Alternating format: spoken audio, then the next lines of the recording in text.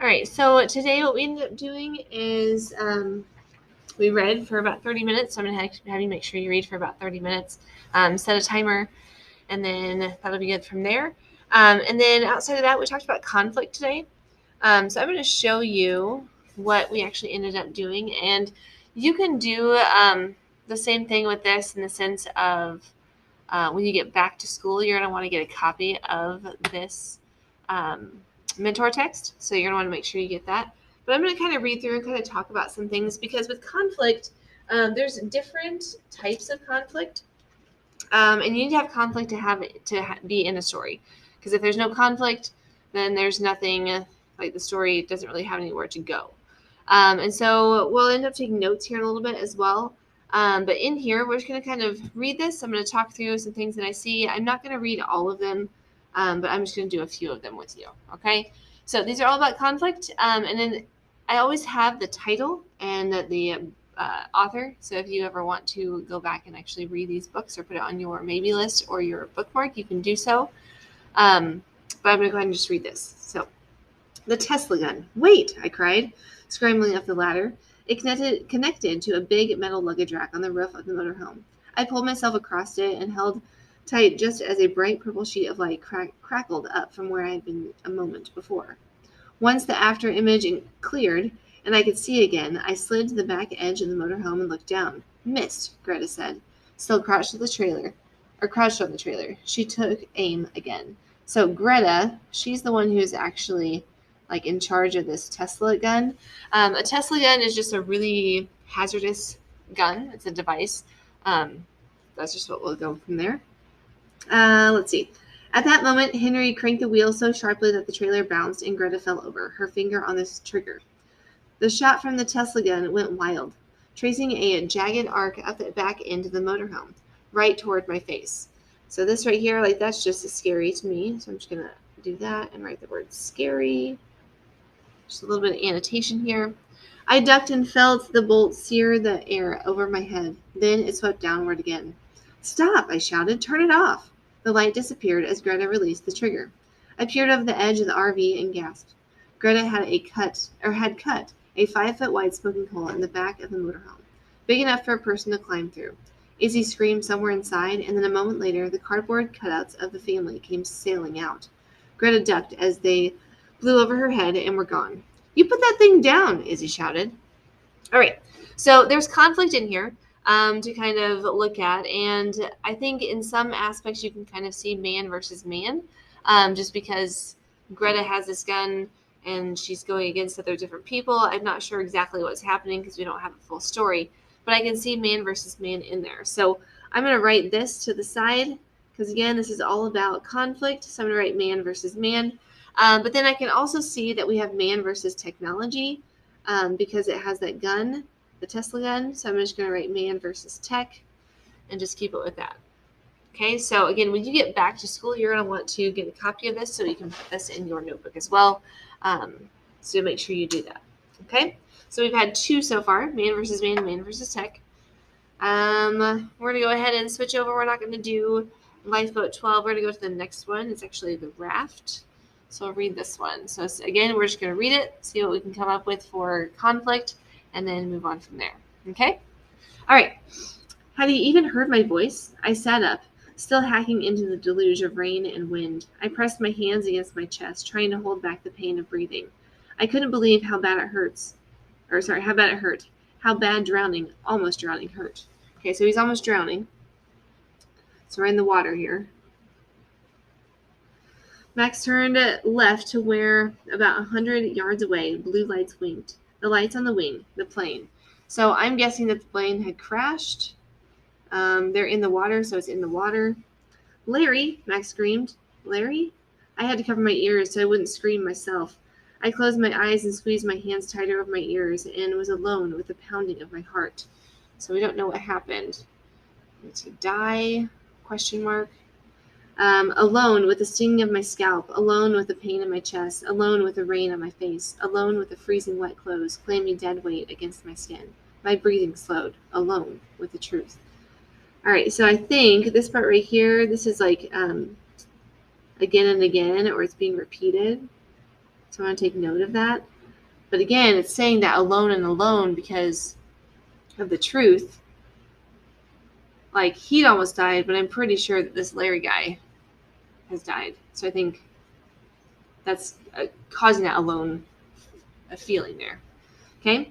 Panic surged through my gut, and I opened my eyes and uncovered my ears, welcoming the rush of noise and chaos, grateful for their distraction from the truth. In the wind and the rain and the red-tinged night, the raft thrashed us up and down with no mercy. The blue lights slipped lower and lower until they winked out. The G1 was gone. All right, so the plane had sunk. I don't know which word you want to use there. So it sunk down, and then, anyways. All right, so this, I think there is, in this particular one, the fact that he is covering his mouth and his ears, all that kind of stuff. Like, there's man versus self here, because he's trying to keep himself calm. There's an internal struggle there. But then also because of what's happening with the rain and the wind and all that, this can also be man versus nature. Okay, so we have man versus nature and man versus self. Those are two different conflicts here. Okay? All right, we're going to go ahead and move on to the back. There's two on back here. I'm actually going to do this one over here on this side. This was actually written by a 6th grade student back in 2018-19. And I'm actually just going to read the bottom section to you, but it's a really nice little read. But this is from a 6th grader when they were in 6th grade. All right. So the Victoria Vincier, once a year, all the new 15-year-olds face a series of extremely difficult challenges to determine their social status in future life. So you have social status. When you first arrive at the Disciplinia Centrum, the training center, you are deemed in Septium, beginner. From there, you have to complete certain tasks to move up ranks. From a Septium, you move to Novicius and the Moderatus, the Fear, and lastly, Peritus. All right, so this right here, this is like the ranking system. These are like levels.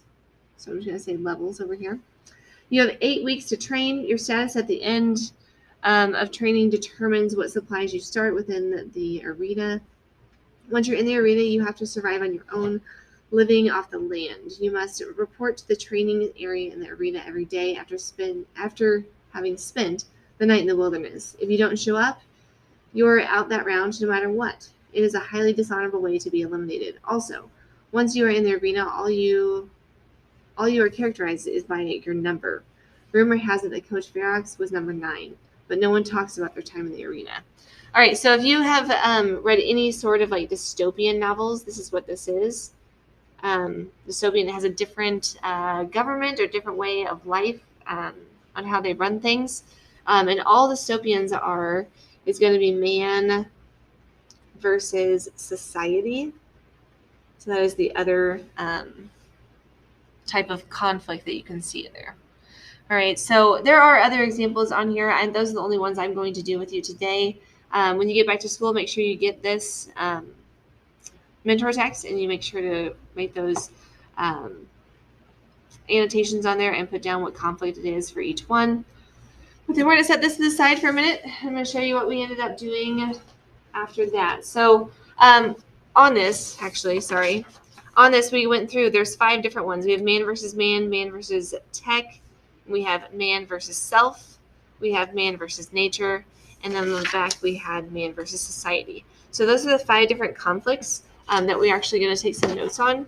And what you're going to do is you're going to take notes on a separate sheet of paper. And then when you come back to school, you can tape it into your notebook. So I'm going to show you what we ended up doing. And yes, you're going to end up doing this on your paper. You may have to just kind of write it a little bit separate. And however it is that you need to organize it is fine. But man versus self, that's the first thing that we talked about.